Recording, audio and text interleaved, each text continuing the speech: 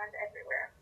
Whether it be about how drones can be used in war efforts, or people brainstorming the possibility of using drones to locate the missing Malaysia Airlines flight, there's no doubt drones are growing in popularity. According to an article from Opposing Viewpoints by Gale, drones are defined as unmanned armed aircraft used by the military for surveillance and airstrikes. In the war setting, drones make it possible for us to explore territories before invading and also make it possible to carry out strikes without having to put our military in harm's way. Drones also have domestic purposes as well. Drones can be used to help firefighters, for example. In an aerial view, the firefighters can better figure out ways to tackle the fire and locate people who might be signaling for help that they cannot see from the ground due to dense smoke. Now that you have been introduced to just a few of the ways drones can assist us and some of their purposes, let's explore the points of view presented to us in Gale's article.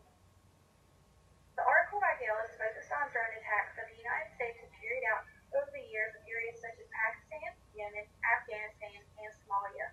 These attacks had negative outcomes for the civilians for these places, as many war activities do. The United States attacked Pakistan beginning in 2004 to pursue suspected terrorists.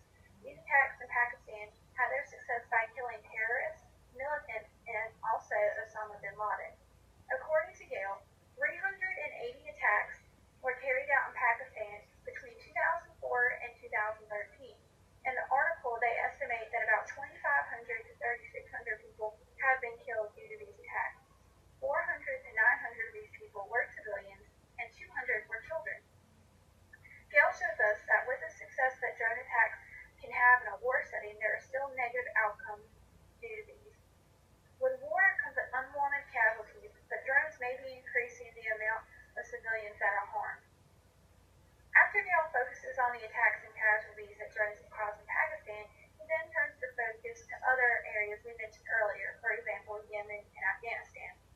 In Yemen, he says, 6 drone attacks occurred between 2009 and 2012 that claimed the lives of at least 82 people.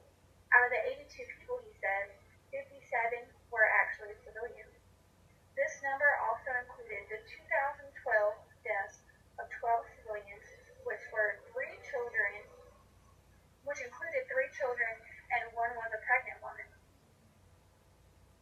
Gale states that also in Afghanistan, the United States Air Force reports 278 drone strikes in 2010, 294 in 2011, and 333 in 2012.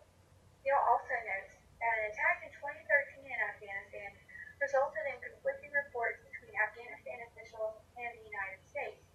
Afghanistan officials are reporting 14 civilians were killed, while the United States is saying that 11 Taliban militants were killed. The Afghanistans aren't mentioning the Taliban deaths, and the United States are not mentioning the civilian deaths, so you can obviously see where this report conflicts. Gale makes his point that unwanted casualties definitely do occur during drone attacks. I would be curious to know how these titles compare to casualties that occur when our military is on the ground. I believe narrative theories, as defined in Larson's text, relates to this article. Larson states that we are impelled to convince others of the rightness of our position by creating the story of how we came to believe what we believe. For example, Gale shows us all the facts that show us how drones have killed civilians, reflecting how he arrived at his beliefs about drones.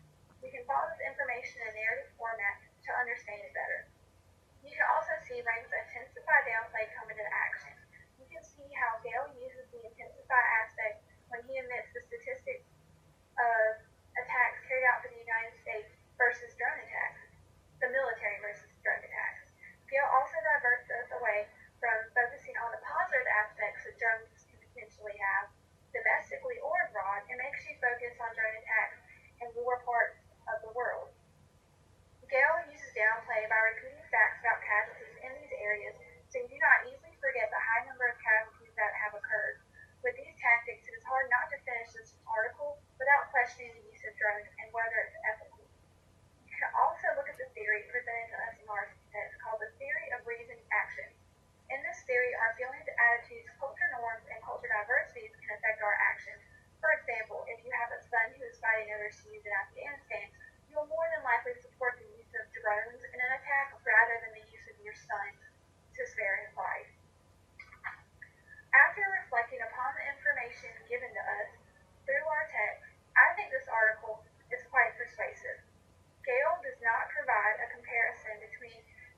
data that would show the numbers of casualties that happen due to military efforts versus drone efforts.